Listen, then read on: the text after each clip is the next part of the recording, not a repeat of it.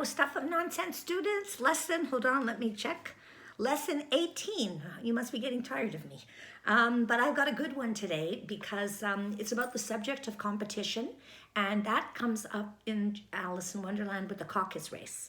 So in the caucus race, you notice the rules are all like haphazard. That's important. I don't want to say too much about it because I don't want to take someone's question. But I want to talk about competition. It's a good day to talk about competition because of all the news about the R-score, which, by the way, may not be a done deal that the R-score won't be included in the calculation this semester. Apparently, I've heard that it's being disputed with the government, so we'll see what happens. Keep working.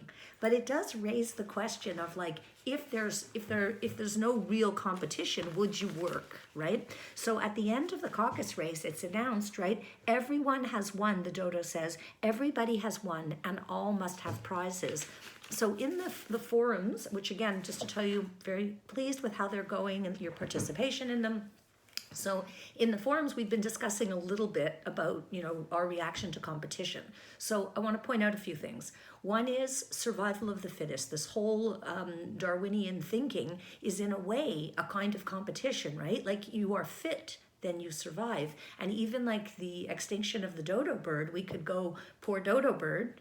I would have liked to see a dodo bird, but on the other hand, the ecosystem changed and the dodo bird didn't survive. So we could just say those are the breaks, right? Dodo didn't make it.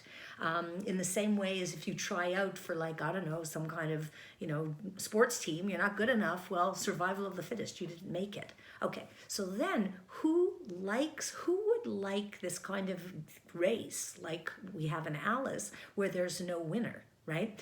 And an interesting thing to tell you is that I think it was in the 1970s, because I was already a little too grown up for board games, but for a while there were non-competitive board games, like think Monopoly, but where everybody won. And do you think that these games were very successful? And the answer is you never even played such a game, correct? So in other words, no one liked them.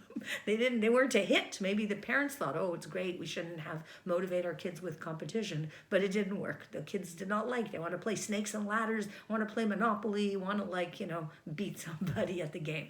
Okay.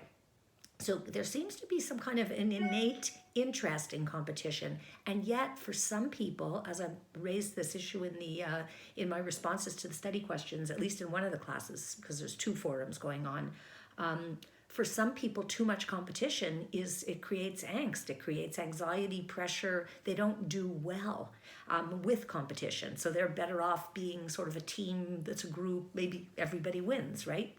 No R-score calculation. The people who most like competition are the ones who are most likely to win, of course, right? And then someone raised a point, which I loved in the forum, saying that not winning teaches kids a lot too, that you won't always win. I thought that was a great point and one which I might not have taught you, so was very pleased to see that. And then always give you personal examples. So I've, over the years, not for a long time, but I've run a few marathons, and the first one that I did, my only goal was not to be the very last person, right? And I wasn't, I did okay. But as long as there was someone behind me, I was okay. But there's something to be said, of course. What if you're in a competition and what if you're at the very end, right? Do any of you have, experience with that, I was remembering that I once did this, I don't know why my parents put me in this swimming contest, and I was much younger than the other girls in the pool, and they could swim. I could only do dog paddle. And it was quite a bad feeling to know I was going to lose. But you know what? I still completed 2 laps, right? So anyway, last point for today is competition says something about our identity, right? Are we competitive? Some people are more competitive than others. Then again, you can be competitive in different ways, right? So you might be competitive about school, if that's your thing, competitive about hockey, if that's your thing, competitive about baking, or maybe you're not competitive at all. And that would be a very different kind of nature than a person who's really competitive. So these are all things, thank you, Lewis Carroll, for getting us to think about this. Now, if you feel like it, in the forum, which I've been my plan is still to look at them every day, see what's going on, respond to you. If any of you just want to sort of contribute a little to the forum and say how you feel about competition, it could be fun. It could make up a bit for our not having in-person class discussions. Okay? Anyway, nice to see you. I'll see you again tomorrow. Okay. Hope your week is going okay. Miss you.